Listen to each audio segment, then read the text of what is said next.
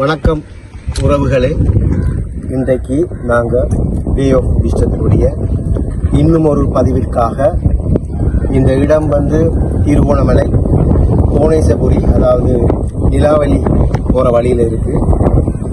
இந்த கோணேசபுரியில் ஒரு சுனாமியால் பாதிக்கப்பட்ட மக்களுக்காக கட்டி கொடுக்கப்பட்ட நிறைய வீடுகள் இருக்குது. அந்த இடத்துக்கு தான் இங்கே வந்திருக்கிறோம். நாங்கள் இங்கே ஒரு இளைஞனை சந்திக்க போகிறோம். அவரும் உடல்நல குறைவால் இருக்கிற ஒரு இளைஞன் தான்.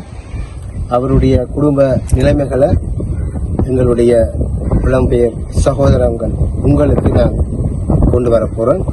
ஆகவே இந்த நேரத்தில் நான் அந்த இளைஞருடைய வீட்டில் அறைகளில் தான் நிற்கிறேன். இப்போ நாங்கள் அவங்களோட வீட்டுக்குள்ளே போவோம். இன்னுமாக அவர்களுடைய குடும்ப நிலைமையை நேரடியாக உங்களுக்கு நான் தருவேன். வணக்கம்.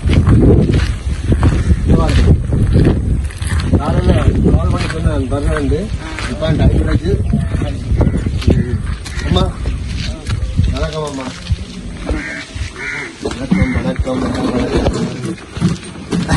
இருங்கண்ணா, என்ன வேற வேண்டு பார்த்து கொண்டு சரி.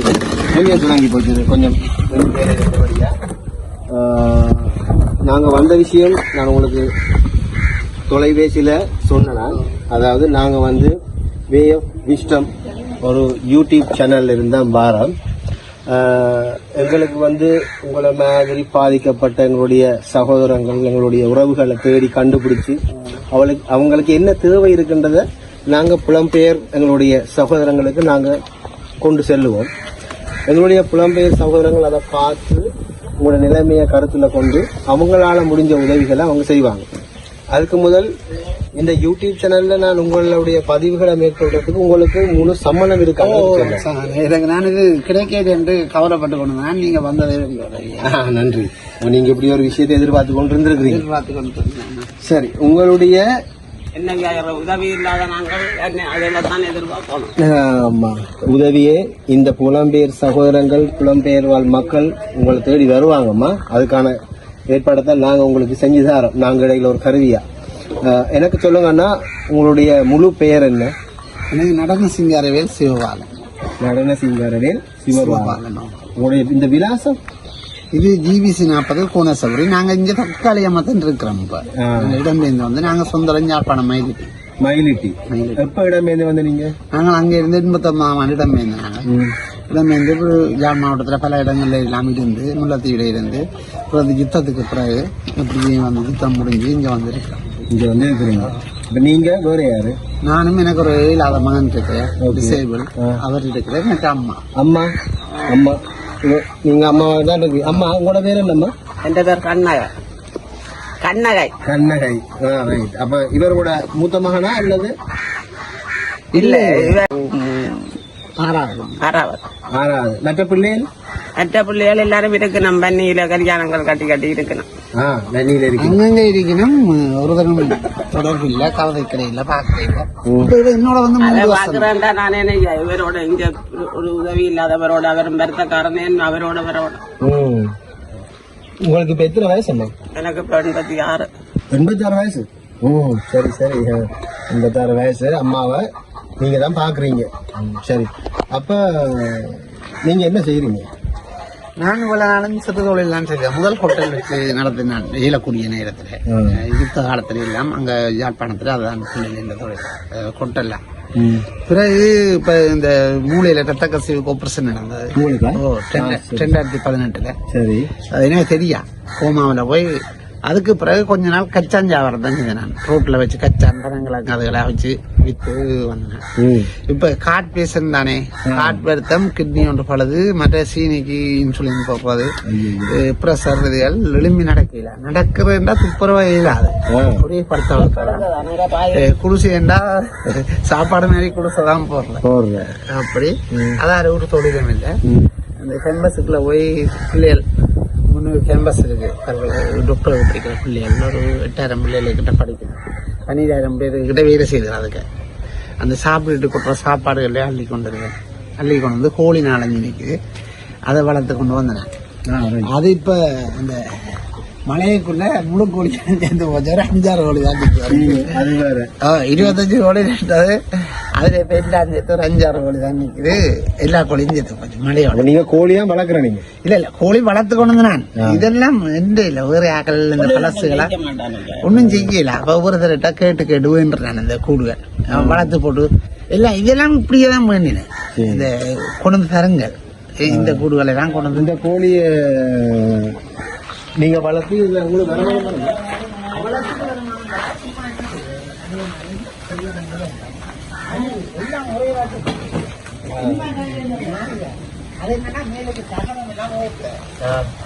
இதுக்கு வந்து எல்லாம் செய்வார் கடையை தனி கடையை போட்டுக்கிட்டு இப்ப ஒன்றும் செய்ய மாட்டேன்.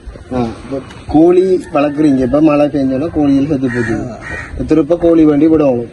கோழி வண்டி விட்டா வீட்டுக்குள்ள இருந்து பாக்குறதானே. நீ உங்களுக்கு இப்படித்தானே என்ன தலையில வருத்தம் இருக்கு, ஹார்ட் வருத்தம் இருக்கு, சீனி வருத்தம் இருக்கு, கிட்னி வருத்தம் இருக்கு. அப்ப நீங்க கடுமையான வேலையில் செய்யலாம். நடக்கவே இயலாது. எனக்கு இடுப்புக்கு கை விட்டு போட்டா நடக்கும். உண்மையில நாங்க பார்க்க வந்தது குசையில உங்களோட மகனை. ஆனா உங்களுக்குள்ளே இவ்வளவு பிரச்சனை இருக்கு.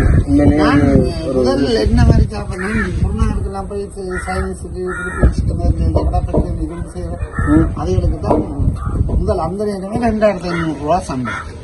4 மணிக்கு ஆனா இப்ப எனக்கு 1/2 கிலோ மா குழைச்சு கொட்டி 1/2 கிலோ மா குழைக்க மாட்டேன்.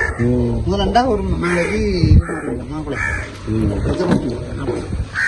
4 பேக் சும்மா போட்டு வீசி வச்சுட்டு வந்தா ஒரு பேக் 2000 ரூபா 8000 ரூபா தருவாங்க. அப்படி பெரிய ஹோட்டல் வழியே செய்யறேன். அதான் முதலண்டா மூடக்கணக்கா எல்லாம் வேலை செய்யறேன். இப்ப எனக்கு துப்புரவா ஒன்றும் செய்யல, ஒரே படுக்கிறேன்.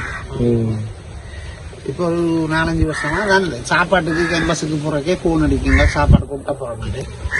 நான் ஒரு கொஞ்சம் தான் கொண்டு வரேன். அதுவும் ஒரு 1/2 மைல் தூரத்துக்கு கொண்டு வரக்கு 10 கிலோ சோறு அள்ளி கொண்டு வரக்கு 4-5 இடத்தை இருந்துருந்து தான் போறோம். இடுப்புக்கு கை கொடுத்து தான் கொண்டு வரேன். பெரிய வாடகை இல்லாட்டி கோழிக்கு நெல் வாங்கணும். அதுக்கு 180 ரூபா வேணும் ஒரு கிலோ நெல்லுக்கு. அது எடுக்க போறக்கு ஆட்டோக்கு 10 கிலோ நெல் 2500 ரூபா. அது எடுக்க போறக்கு ஆட்டோக்கு 500 ரூபா 250 ரூபா. அவ்வளோத்துக்கெல்லாம் வசதி இல்லை. நாங்கள் காலம்புற சாப்பாட்டை கொடுத்துதான் மதியம் சாப்பிடுவோம். இந்த இதில் கிடைக்கிறத அட்ஜஸ்ட் பண்ணி சாப்பிட்டுட்டு எனக்கு குரக்கன்மா ஆட்டாமா கவுப்பி பயறு கடலை தான் சாப்பிடணும். அம்மாக்கும் அதுதான் சாப்பிடணும். ஆனா நாங்க சாப்பிடுறது பானும் கோதுமை மாறப்பீங்க. எங்கள்கிட்ட டாக்டர் சொல்ற மாதிரி செய்யறதுக்கு எங்கள்கிட்ட வசதி இல்லை தானே. மீன் இறைச்சி சாப்பிடணும், அது சாப்பிடணும், இது சாப்பிடணும்டா எங்கள்கிட்ட இல்லை. கீரை வாங்கணும்டா மூக்கங்கீரை இல்லாட்டி அகத்திக்கீரை அதை இதைத்தான் சாப்பிட்றது. கொவங்கீரை அல்லது பெசன் ரொட்டில் அதை எழுதுறது. கீரை பிரசா போய் மார்க்கெட்டில் பண்ணுற அளவுக்கு எங்கள்கிட்ட அந்த அளவுக்கு எல்லாத்துக்கும் எங்கள்கிட்ட இல்லை. மரக்கறிண்டா பருப்பு சோயானு காய்கறி வெட்டி சாப்பிட்ற அளவுக்கெல்லாம் அவ்வளோத்துக்கு பிள்ளைகள் இருந்தா பிரச்சனை இல்லை. எனக்கு பிள்ளைகள் சௌரங்களோட இல்லை. அவர்கிட்ட 5000 ரூபாய் சேவல் அவர் ஒன்றும் செய்ய மாட்டாரு. அவருக்கு இப்ப 27 வயசு. சாப்பாடு எல்லாம் ரெடி சாப்பிட மாட்டார். குழப்பி போட்டு கொடுத்தா தான் நல்ல ஒரு வயதான் குசையில உங்களை தான் பார்க்க வந்துருக்கு.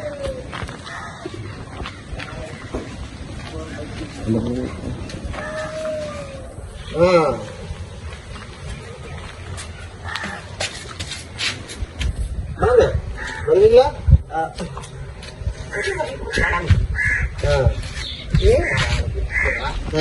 வாங்க. சரி இருங்க.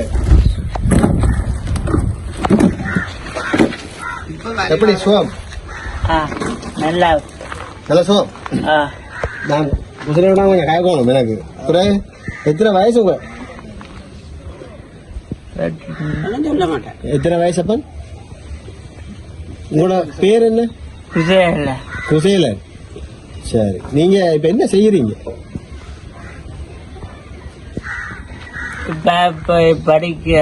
படிக்கிறீங்க? Very good. என்ன படிக்கிறீங்க? அங்க போய் என்ன சொல்லி தர்றாங்க? வேலை சொல்லி தர்றாங்க. வேற அங்க போய் நின்று செய்யணும். அங்க போய் நின்று வேலை செய்யணும். என்ன தர்றாங்க பிள்ளைக்கு? வேலை செஞ்சா என்ன தருவாங்க? ஒன்றும் என்ன சொல்லி தர பாட்டு பாட சொல்லி தருவாங்களா? ஆ என்ன பாட்டு பாட சொல்லி தருவாங்க? என்ன பாட்டு? ஒரு பாட்டு பாடுங்க அப்போ. காக்கா பாட்டு ஆ. காக்கா பாட்டு காக்கா காக்கா அச்சனோட. காக்கா ஆ. காக்கா பாட்டு காக்கா காக்கா வேற என்ன காக்கா பாட்டு பாடி தருவாங்க? வேற ம். இருமட் என்னப்பா? இருமட் இது மட்டும் தான் சொல்லி தருவாங்க. வேற என்ன சொல்லி தருவாங்க? டான்ஸ் ஆட சொல்லி தருவாங்க. இந்த காலில் என்னது இப்படி இருக்கு? இந்த இது கிழிஞ்சு போச்சு என்ன? இந்த கால் ஏலாதோ? இந்த பக்கம் ஃபுல்லா ஏலாது என்ன? இந்த கை இந்த கை ஏலாது என்ன? இந்த காலும் ஏலாது. இந்த காலும் ஏலாது. வருங்காலம் நடப்பேரா? வருங்காலம் செருப்பு இல்லாம நடக்க மாட்டாரு என்ன? செருப்பம் வீட்டுக்குள்ளேயும் சிறப்பு தான் வெளியில வெளியில செருப்பம் பிஞ்சு போச்சு. புது செருப்பு ஒன்று கொண்டு வாங்க அவசரம். ஆ ஆ? நான் பழசு கொண்டு கண்டி போட்டு கொடுக்குறேன். நான் வீட்டை நிக்கல அங்க போவாம போண்டு ஆ. இப்ப அங்க போனா நீங்க வரவில்ல ம். அங்க போறேன் சொல்லி விழிக்கிறேன். ஏய் வேலை வேலை பழக போறீங்க. Very good. அப்படித்தான் குசேலன். அப்படியே நீங்க உழைக்கணும் என்ன? உங்களுக்கு எல்லா வேலும் இல்ல. இந்த வருஷம் தான் போக வலிக்கிட்டு வருது இந்த கோப் நிறுவனத்துக்கு ம். போக வலிக்கிட்ட அதுக்கு காணம்புற 100 ரூபா பஸ்ஸுக்கு போறதுக்கு வேணும். டவுனுக்கு இதுல இருந்து விலைக்குள்ள 100 ரூபா 200 ரூபா வேணும். அப்ப காணம்புற நாங்க சாப்பாடு தண்டையில இப்ப அங்க எல்லா பிள்ளைகளும் சாப்பிடக்க இவருக்கு 200 ரூபா வேணும் சாப்பாட்டுக்கு. ம். இப்ப நாங்க கொடுத்து விடுறதுல சில நேரத்துல டீச்சராக்கள் இருந்து கொண்டு வரதுல இவருக்கு சாப்பாட்டை கொடுக்கணும். ம். பஸ் காசுகளுக்கெல்லாம் சரியான கஷ்டம். போகாம காசு இல்லைன்னா கேட்க மாட்டான். ம். சனி ஞாயிறு அழுவான். காசு எடுக்கல ம். நான் வரி போனண்டா அங்க அண்ணா காசு எடுக்க மாட்டார். அப்ப போவாம யார் காசு எடுக்க மாட்டார்? இங்க பஸ் அண்ணா பஸ் அண்ணா காசு எடுக்க மாட்டேன். உங்களை கண்டவன அதான் வத்தியா உங்களை விருப்பம் என்ன? அவன் கரெக்டா கேட்க மாட்டான். டீச்சரை ஆ. தெரியல அதைத்தானே டீச்சர் சொல்லி வச்சிருக்கான்.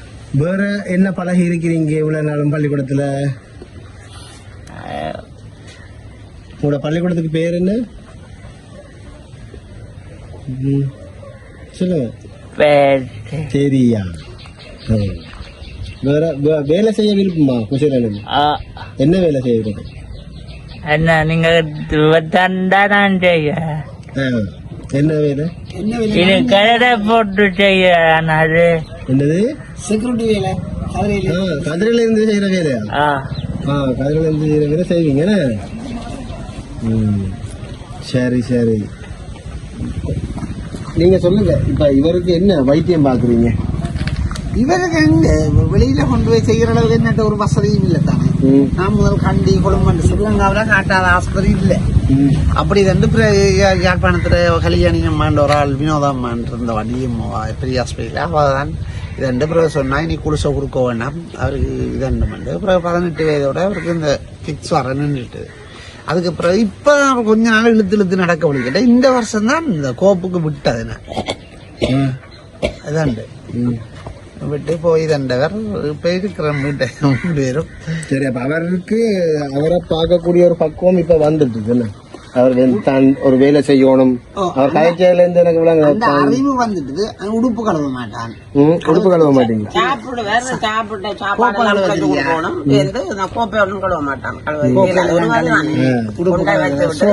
துவைக்க குளிக்க எல்லாம் விளங்கும்.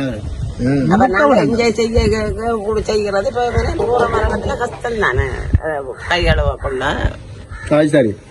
நீங்க இருக்கீங்களா அவருக்கு சாப்பாடு குழச்சு கொடுக்குறீங்க, உடுப்பு துவச்சு கொடுக்குறீங்க, அந்த வேலையில செஞ்சு கொடுக்குறீங்க. இவர் தனியா தான் வேலை கூட போனா அங்க உதவி வேணும் இல்லை? அங்க நான் பார்க்கிறேன். நீங்க செய்வீங்க? என்ன செய்வீங்க? சரியெல்லாம் போட்ட மாட்டேன். சேட்டை போடுவார்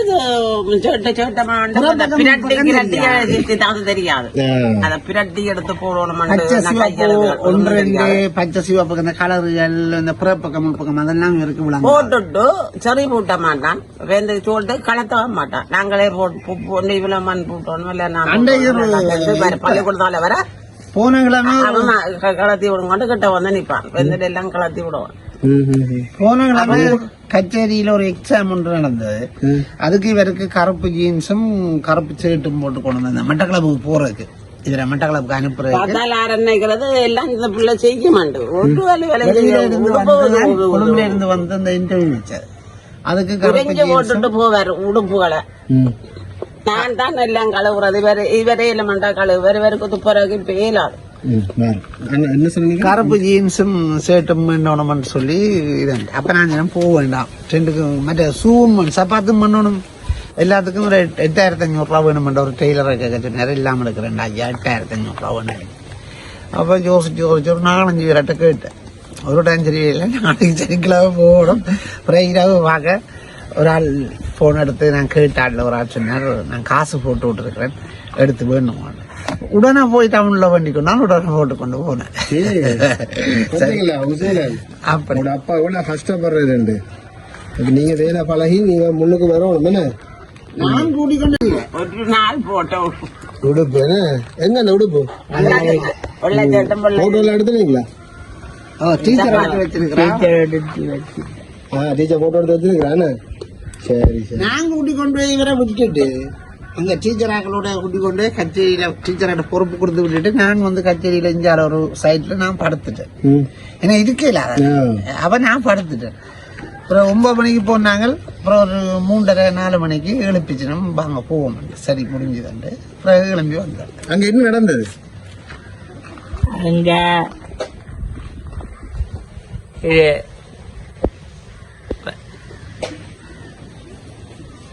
என்னது இது துண்டு தண்டு பட்டம் போட்டு கொடுத்து போட்டு படம் அதை கொடுத்துட்டு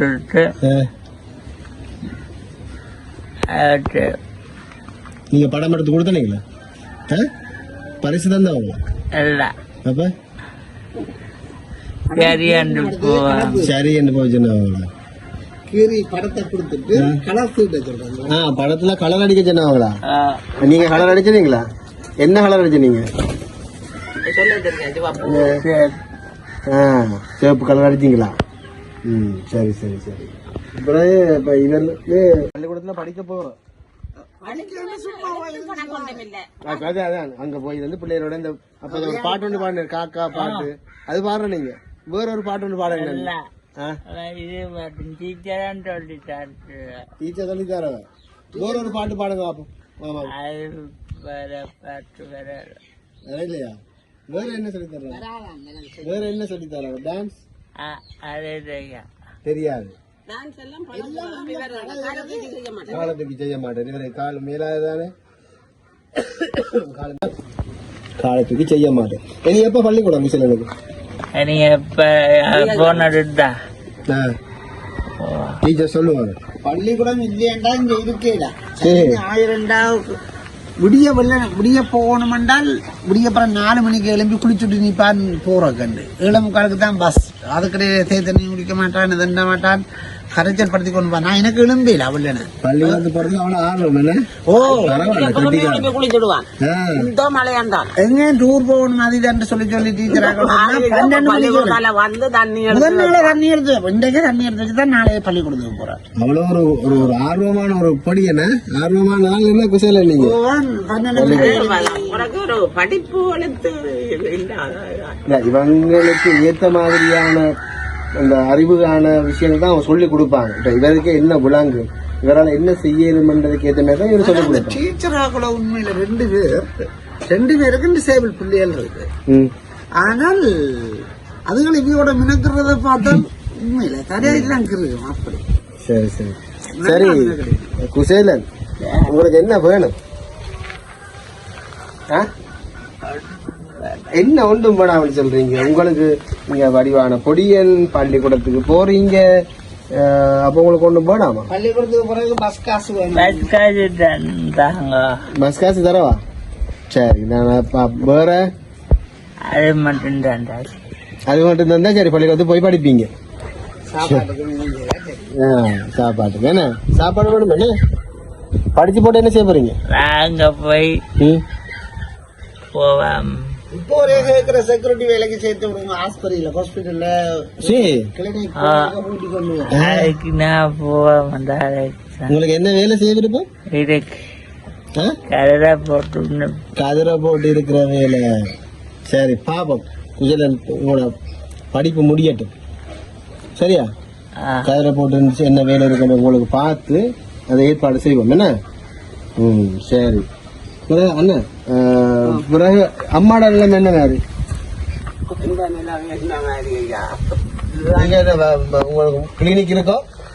கிளினிக் போற இப்ப 6ஆம் மாசம் இது இருக்கு. என்ன கிளினிக்? என்ன விரத்ததுக்கு போறோம் நீங்க? சுவர் இருக்குது, பிரஷர் உடம்பு எல்லாமே இருக்குது.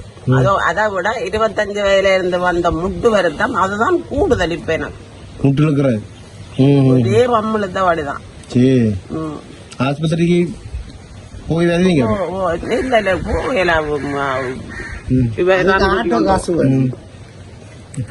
இவர் நான் கூட்டிக் கொண்டு போறேன். சில நேரம் நான் போகாத நேரத்துல போய் வேறு ஆக்களை விட்டு மருந்து எடுக்கிறது இயலாதண்டு. அதை அப்படித்தான் சொன்னேன். இயலா விட்டால் ஆக்களை விட்டு கொப்பியை கொடுத்து விட்டா தாங்கள் கொடுத்து விடுவோம். சரி சரி சரி, கொடுத்து விட்டு தான் நடப்பிக்கிறது. எடுத்து போட்டு கொண்டு இருக்கிறேன். சரி, இப்ப குசேல என்ன பாக்குறீங்க? அம்மாவை பாக்குறீங்க. உங்களுக்கும் உடம்பெல்லாம் வருத்தம் இருக்கு. உங்களோட வருத்தத்துக்கு ஏற்ற மாதிரியான ஒரு தொழிலை செஞ்சு கொண்டு உங்களையும் பார்த்து இவையிலையும் பாக்குறேன்னா உங்களுக்கு என்ன செய்யணும் தொழில்? இந்த கோழி வளர்க்குற அது பிரச்சனை இல்லை. அது கோழி ஒரு கூட்டம் கொஞ்சம் வடிவா இப்படி இந்த உடைஞ்ச கூடுகள் இல்லாம நல்லா கூட்டம் அடிச்சு கொஞ்சம் கோழியை 50 100 கோழி வருமானம் பெறக்கூடிய மாதிரி. இப்ப 10 20 கோழி வளர்த்து வராதானே கொஞ்சம் கோழி. இந்த கோழி வளர்க்கறதுக்குரிய பாதுகாப்பு இருக்கா? இந்த கீரி அதான் கூடு வடிவா போடணும். இதெல்லாம் பழைய கூடுகள், சின்ன சின்ன கூடுகளை ஒரு கழிச்சதுல நான் மண்டி கொண்டு வச்சிருக்கேன். கீரிதான்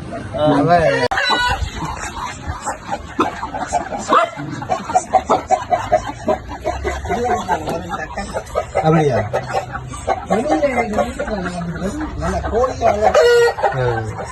அது நல்ல கோழி கோழி வளர்க்குற கொஞ்சம் கோழி. அதை விட இதால வாத்து இருக்குது, வளர்க்கிறார். ஆனால் அவருக்கு இது போதாது.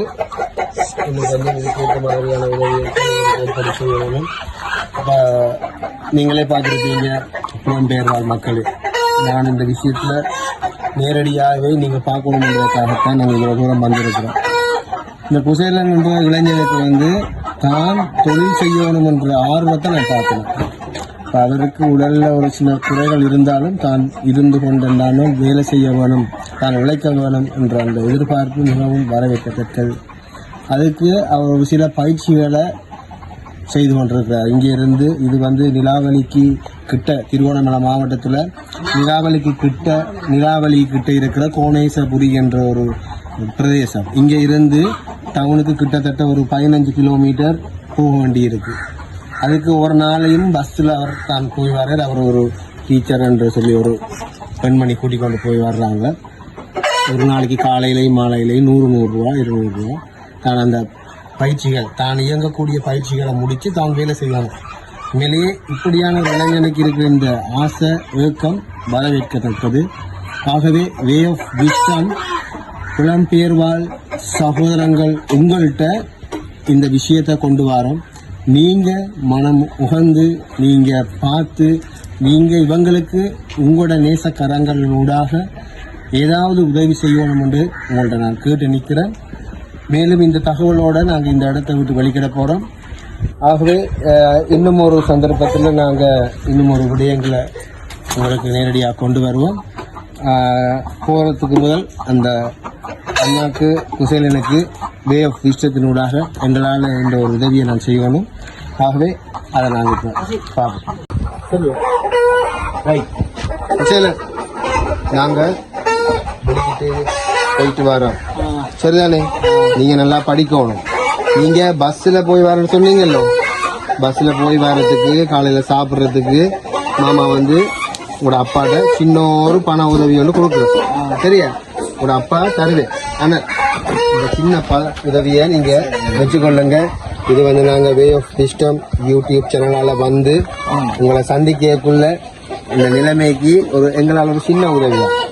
மேல இந்த புலம்பெயர் வாழ் மக்கள் பார்த்து கொண்டிருக்கிறாங்க. நீங்க இந்த குடும்பத்துல நிலைமையை பார்த்து கொண்டிருக்கிறீங்க. நீங்க இனி இவங்களை பாரம் எடுத்து நீங்க உதவி செய்யணும்னு நாங்கள் கேட்டுக்கொள்றோம். அவங்க இனி உங்களை பார்ப்பாங்க. இந்த புலம்பெயர்ந்து வாழ்ற உலக மக்கள் சகோதரங்கள், குசல் என்ற சகோதரங்கள், உங்களோட பிள்ளைகள், இந்த அம்மாவோட பிள்ளைகள், அப்படி நிறைய பேர் இருக்கிறாங்க. அவங்க இதை பார்ப்பாங்க, அவங்க உதவி செய்வாங்க. நீங்க வே ஆஃப் இஷ்டத்துக்கு எதுவும் சொல்ல விரும்பினா உங்களோட கருத்தை நீங்க இதுல சொல்லணும். நான் என்னன்னு சொல்லிட்டேன்னா, இப்ப எனக்கு ஒரு மகன் ஒரு ஆள் காணாம போயிருக்கு. அவர் திருவண்ணாமலையில, நான் யாழ்ப்பாணம் தானே, நான் இருந்து வந்து 2005ஆம் ஆண்டு திருவண்ணாமலை 10ஆம் நம்பர்ல ஜிஎன் டீச்சர் என்ற வட்ட தான் கொடுத்தேன். அவர் இந்தியாவில் இருந்தவர். அவர் இங்கே இல்லை. அவருக்கு இப்போ சிவபாலன் பவித்திரன் தான் பேர். அதே ரஞ்சரா பவித்திரன் என்று பேர் மாற்றி வச்சிருக்கணும். அவர் எங்கே இருந்தாலும் அந்த தொடர்பு இருக்கா எடுத்து தெரியலும் என்றா எடுத்து அவரோட கதைக்கு இந்த பதிவுகளும் எல்லாரும் பார்க்கல. அவர் எங்கேயாவது இருந்தால் அவரை என்னன்னா, எனக்கு பிறகு அவர் தான் குசேலனுக்கு ஒரு உதவி செய்யாட்டியும் பிரச்சனையிலே ஒரு தம்பி என்ற தொடர்பு ஒன்று இருந்தா அதுக்காகத்தான் நான் கேட்கிறேன். மற்றது நீங்க தந்த இந்த சின்ன தொகை எனக்கு பெரிய தொகை பாத்தீங்களா? இது இந்த 10,000 ரூபா உங்களுக்கு சின்ன தொகை, எனக்கு இது தெரியுது. இந்த 10,000 ரூபா அண்ணன் சும்மா வேற இல்ல. இந்த 10,000 ரூபா வெளிநாட்டுல இருக்கிறவங்க குளிர்ல, இப்ப வந்து வெளிநாட்டுல குளிர்காலம், அவங்க குளிர்ல விடிய 4 மணிக்கு எழும்பி வேலைக்கு போய் அங்க ஒரு வேலை செஞ்சு பிறகு மத்தியானம் சாப்பாடு இல்லாம இன்னொரு இடத்துல இன்னொரு வேலை செஞ்சு கஷ்டப்பட்டு உழைச்ச காசு தான் இது. யாரும் நண்பர் கஷ்டப்பட்டு வெளியில இருக்கிறார்கள் உழைச்ச காசை தங்களோட உறவுகளுக்கு கொடுக்கணும்ன்ற ஒரு தியாக உள்ளத்தோட ஒரு சேவை மனப்பான்மைலாம் தர்றாங்க. இந்த காசு ஒரு ரூபாயும் சும்மா வேற இல்லை. அவங்க உழைச்ச காசை தான் உங்களுக்கு தந்துருக்காங்க. சகோதரங்களை கூட எனக்கு இவ்வளவு உதவி செஞ்சு தரையும் இல்லை. இந்த மூளையில ரத்த கசிவில ஆபரேஷன் நடந்து எனக்கு தெரியா கோமாவில செத்து பிழைச்சு தான் வந்தேன். அதுக்கு போன் கூட எடுத்து கதை கேளு இந்த சகோதரங்கள். இப்படி இந்த பெரிய உதவி செய்ததுக்கு நன்றி. யூடியூப் சேனலுக்கு இது செய்தவைக்கு 2 இடத்துக்கு முட்டு கேட்கிறேன். சரியான நன்றி. இதே மாதிரி என்னை விட கஷ்டப்பட்ட ஆக்கள் இருந்தா அவைக்கும் செய்ய சொல்லி, மற்ற சரியான பிரச்சனைகள் இதுகள் சரியான மோசம், எனக்கு தொழில் நடக்கவே இல்லாது, துப்புரவா தொழில் செய்ய இல்லாது. இப்படி இருக்க உங்களுக்கு நல்லா இருக்கும் உடம்பு பார்க்க. கிளினிக் ஒப்பி எழுதுகள் எக்ஸ்ரே படங்கள் அதுகளை பார்த்தா தான் விளங்கும். அதுகளை வேணுமெண்டா வேறு இதில் கொடுத்து போட்டு விட்றேன். அது பாருங்க. இந்த இது எனக்கு இந்த இவரை படிப்பிக்கிறதுக்கும் எனக்கு செய்கிற வீட்டை எனக்கு செய்யக்கூடிய வேலை என்றால் வீட்டை கோழி வளர்க்குறது, ஒரு கூட்டை போட்டு கொஞ்சம் கோழியை வண்டி விட்டு வளர்த்தா தான் அதுக்கு என்றால் செய்வேன். மற்றும்படி வேறு ஒரு வேலையும் என்னால் செய்ய இயலா, நடக்கவே இயலா. நடக்கிறேன்டா இடுப்புக்கு கை கொடுத்து கொண்டு தான் நடக்கணும். என்னடா கிட்னி வளர்ந்து, ஹார்ட் பிரச்சனை, சீனிக்கு இன்சுலின் போடுறது, ப்ரெஷர், கொலஸ்ட்ரால் இதுகள் எல்லாமே இருக்கு. இந்த கொப்பியும் இருக்கா, இது கூட கிளினிக் காப்பி. இது அம்மா என்ன கிளினிக் காப்பி பள்ளிக்கூடத்துக்கு போற இது உள்ள வச்சிருக்கேன். மூளையில ரத்த கசிவுக்கு இதுன்றது கண்டியில இது மூளை ரத்த கசிவு கிளினிக் காப்பி. இது இது போய் வர்றது இப்ப நான் போறேன். இது இது இந்த ஹார்ட் பிரச்சனைக்கு, இது ஹார்ட் பிரச்சனைக்கான அரசாங்க கிளினிக் காப்பி. இது இது அந்த நெஞ்சு வர்றதுக்கு நட்பு இல்லாமல் சொல்லி அந்த காப்பி. சரி, இது ஒன்று கண் கிளினிக், இது கண் கிளினிக், ஒன்று காதுக்கு, ஒன்று கண்ணுக்கு. இது அந்த பிரஷர் கிளினிக் இஎன்டி. இது வந்து இவர கண் காது சம்பந்தமான இஎன்டி கிளினிக் காப்பி. இதெல்லாம் பிரஷர் கிளினிக். இது பிரஷர் கிளினிக் காப்பி. படிக்கிற பிள்ளைகள்கிட்ட விட உங்கள்ட்ட கிளினிக் காப்பி எக்கச்சக்கமா இருக்கும் போல இருக்கு. சரியா? எல்லாத்துக்கும் எடுங்க எடுங்க. சாப்பாடுக்கு போட்டு சாப்பிடுற அதுல மாவட்ட பொது வைத்தியசாலை திருவோணமலை அண்ணன்ட்ட வந்து உண்மையிலே பாருங்க சகோதரங்களே, படிக்கிற பிள்ளைகள்ட்டே இவ்வளவு கொப்பி இருக்காது. அண்ணன் கிளினிக் கொப்பி மட்டும் 10 கிட்ட இருக்கு. இந்த அம்மாவுக்கு 2 கிளினிக் கொப்பி தான் இருக்கு. அம்மாவோட கிளினிக் கொப்பி இது. இதுல வந்து கடைசியா அம்மாவுக்கு 2ஆம் தேதி 12ஆம் மாசம் 2024ஆம் ஆண்டு அம்மா கடைசியா கிளினிக் போய் வந்திருக்கிறா. சரி, எல்லாம் எங்களுடைய சகோதரங்களுக்கு நாங்கள் பகிர்ந்திருக்கிறோம். நிச்சயமா டே ஆஃப் விஸ்டத்தின் ஊடாக எங்களுடைய புலம்பெயர் சகோதரங்கள் இதை பார்த்து உங்களுக்கான அந்த உதவியை தேடி வருவாங்க. நீங்க கேட்ட ஒவ்வொரு விஷயமும் அவங்கள்ட்ட நாங்க சேர்த்திருக்கிறோம். அந்த சந்தோஷத்தோட நாங்க வெளிக்கிறோம். எங்களுக்கு நன்றி சொல்லாதீங்க, நாங்க ஒரு கருவி தான். நன்றி நன்றி ஆண்டவரே. அம்மா போயிட்டு வாரோம். சரிதானே குசேலன்? போயிட்டு வாரோம். நீங்க வேலைக்கு போகணும். சரிதானே? சரியா குசேலன்? போயிட்டு வாரோம். யூடியூபுக்கு ஒரு தேங்க்ஸ் சொல்லி விடுங்க. நன்றி என்று சொல்லு. நன்றி என்று சொல்லு. நன்றி நன்றி. ஒரு அந்த பாட்டு இருக்கா? பாடுங்க. தாத்தா பாட்ட பாடி. சரி பா. சரி போயிட்டு வரோம். பாய் பாய். நடப்பேரா? போயிட்டு வரேன். என்ன ஆனா வாரம் போயிட்டு அம்மா போயிட்டு வரோம். சரியாம்மா? பாய் பாய் பாய். எங்களுடைய மக்களே, இந்த இடத்துல இருந்து நாங்கள் இப்போ வெளிக்கிட போகிறோம். புலம்பெயர் சகோதரங்களுக்கு அன்பார்ந்த பணிவார்ந்த வேண்டுகோள், இந்த இளைஞனுடைய எதிர்காலத்தை உங்களோட கண்ணுக்கு முன்னுக்கு கொண்டு வந்திருக்கிறோம். இதை நீங்கள் பார்க்கணும். பார்த்துட்டு உங்களுடைய நேசக்கரங்களை இவங்களுக்கு நீட்டணும் என்று கேட்டுக்கொள்வதோடு மீண்டும் இன்னும் ஒரு காணொலியோட வே ஆஃப் விஸ்டத்தின் ஊடாக உங்களை சந்திக்கும் வரை விடைபெறுகிறேன். நான் ஜெரோம். நன்றி. இனிவரும் காலங்களில் தேவையுள்ள எமது மக்களை தேடிச் செல்ல இருக்கின்றது எமது வே ஆஃப் விஸ்டம் அங்கத்தவர்கள். எனவே நலன் விரும்பிகளே, உங்களுடைய ஒத்துழைப்பு எமக்கு மிக அவசியமானது. வே ஆஃப் விஸ்டம் அமைப்பானது எதிர்காலங்களில் சிறுவர்களுக்கான ஆலோசனை வேலை திட்டங்கள், பெற்றோர்களுக்கான ஆலோசனை வேலை திட்டங்களையும் மேற்கொள்ள இருக்கின்றது. இன்று அநேக மக்கள் வறுமை கோட்டிற்கு கீழ் ஜீவனம் பண்ணும் குடும்பங்களாக காணப்படுகின்றார்கள். அவர்களுடைய தேவைகளை கூட வெளிப்படுத்த தெரியாத நிலையில் காணப்படுகின்றார்கள். அப்படியான மக்களை எமது வே ஆஃப் விஸ்டம் அமைப்பானது தேடிச் சென்று அவர்களின் வாழ்வாதாரத்தை மேம்படுத்த எண்ணியுள்ளது.